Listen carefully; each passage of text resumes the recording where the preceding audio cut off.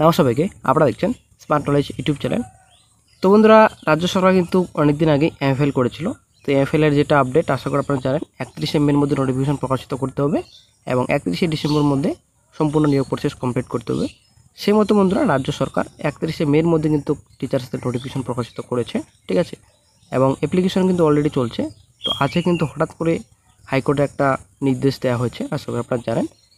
তো অনেকদিন যেহেতু হয়ে গেছে, গ্রুপ ডি গ্রুপ সি নিয়োগের বিজ্ঞপ্তি কিন্তু প্রকাশিত হয়নি। টিচার্সদের নিয়োগের বিজ্ঞপ্তি প্রকাশিত করেছে, কিন্তু রাজ্য সরকার বলেছিলেন যে খুব শীঘ্রই, মোটামুটি 3-4 দিনের মাথায় কিন্তু বিজ্ঞপ্তি প্রকাশিত করা হবে। এটা কিন্তু রাজ্য সরকার বলেছিলেন 30 তারিখে নোটিফিকেশন প্রকাশিত করা হবে, 30শে মে।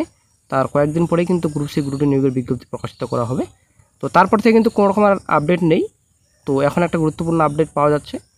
তো কয়েকজন ক্যান্ডিডেটস কিন্তু কল করেছিলেন এর আগের মাসে। তো একটা গুরুত্বপূর্ণ আপডেট পাওয়া যাচ্ছে। অবশ্যই বন্ধু, ভিডিওটি সম্পূর্ণ দেখুন, শেষ পর্যন্ত দেখুন।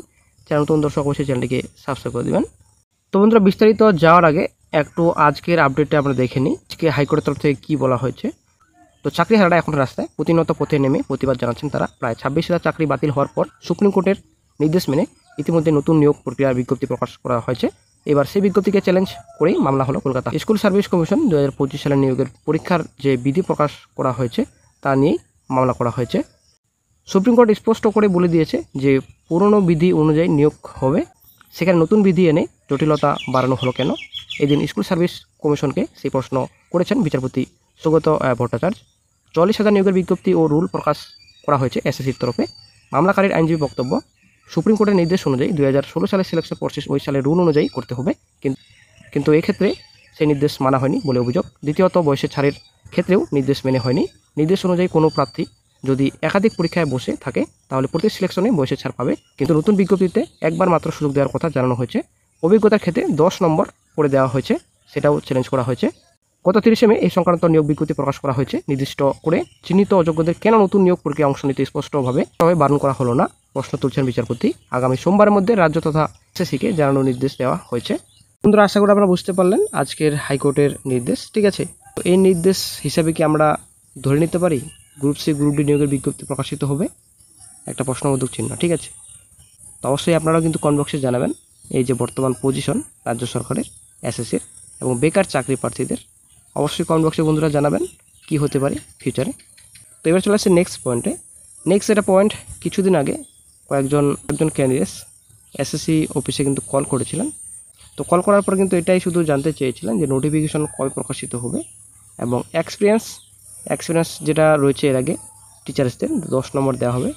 এই যে টিচার্সদের 10 নম্বর দেওয়া হবে, গ্রুপ সি গ্রুপ ডি পদে কি 10 নম্বর এক্সপিরিয়েন্সের জন্য দেওয়া হবে?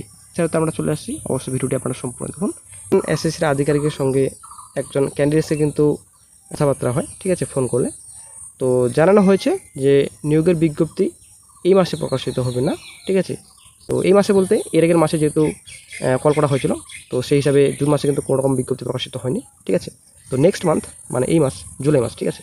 তো জুলাই মাসে কিন্তু 99% কিন্তু আশা রয়েছে বিজ্ঞপ্তি আসার, ঠিক আছে। তবে আরেকজন কিন্তু কল করেছিলেন। তো কল করে কিন্তু জানতে চেয়েছিলেন যে বিজ্ঞপ্তির বর্তমান আপডেট কী রয়েছে। তো তখন কিন্তু স্যার বলেছিলেন, এসএসসির একজন আধিকারিক, তো বিজ্ঞপ্তি একটু লেট হতে পারে, ঠিক আছে। খুশির খবর আসতে চলেছে খুব শিগগিরই যে এক্সপিরিয়েন্সের ভিত্তিতে, ঠিক আছে, এক্সপিরিয়েন্সের ভিত্তিতে যে নাম্বার টিচার্সদের দেওয়া হয়েছিল, যদিও সেটার বিরুদ্ধে মামলা দায়ের হয়েছে। তো গ্রুপ সি গ্রুপ ডি নিয়োগের বিজ্ঞপ্তিতে কিন্তু আশা করা যায় থাকছে না, ঠিক আছে, একটা ভালো খবর রয়েছে। তবে যদি গ্রুপ সি গ্রুপ ডি নিয়োগের বিজ্ঞপ্তিতে এক্সট্রা নাম্বার থাকে এক্সপিরিয়েন্সদের, তবে অবশ্যই আবারও কিন্তু কোর্ট কেসে জড়িয়ে যাবে। তো আইনজীবী বিকাশ স্যার তো অনেক কিছু কথা বলছেন এই বিষয়ে, যদিও আগামীকাল আপডেট দেব আপনাদের বিকাশ স্যার এই বিষয়ে কী বলেছেন। তো বন্ধুরা, আজকের হাইকোর্টের যে নির্দেশ, সেই নির্দেশ হিসাবে কি বিজ্ঞপ্তি ধরা যেতে পারে যে খুব শীঘ্রই আসছে, এটা হচ্ছে ব্যাপার। এবং রাজ্য সরকার কিন্তু তড়িঘড়ি করছে বিজ্ঞপ্তি বেরোনোর। তবে শিগগিরই বিজ্ঞপ্তি বেরোবে এটা কিন্তু ঠিক, কিন্তু কবে বেরোবে